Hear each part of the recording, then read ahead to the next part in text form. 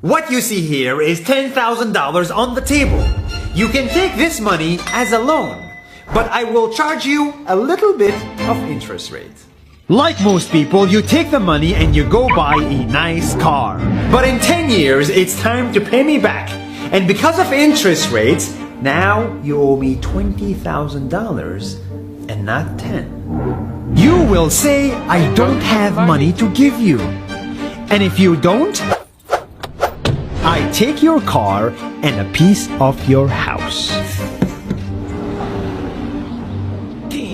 This is how debt works. And after 3 years of traveling the world, I noticed that this is exactly what China is doing. For example, take the small island nation of Sri Lanka. This developing country needs money and China has a lot of it. So Sri Lanka took billions of dollars in Chinese loans. It was easy money just there to be taken. And with that, they built skyscrapers, highways, airports, and shipping ports. The country grew and prospered. But few years later, this easy money came with interest rates, and Sri Lanka was so much in debt that it couldn't pay back China its money. And the only way out was to give China control of what they had built. In other words, Sri Lanka lost a piece of its home to China because of debt.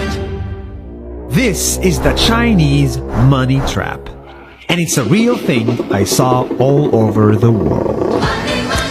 In Papua New Guinea, I saw $2 billion in loans given by the Chinese to build skyscrapers, infrastructures, and ports.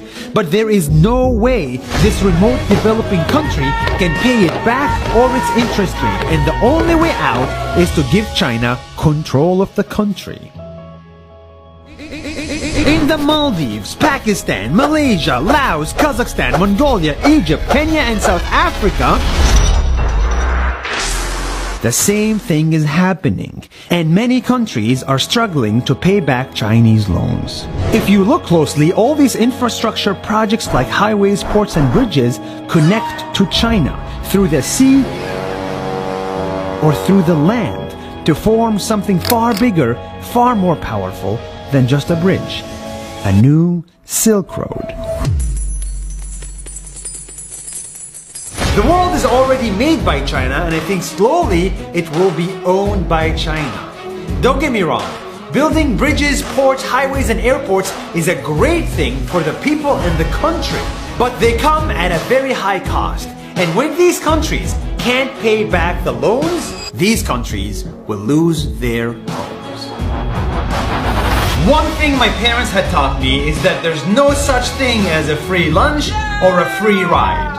So if we're not careful with our money or other people's money, then we better start learning Chinese. 下周见。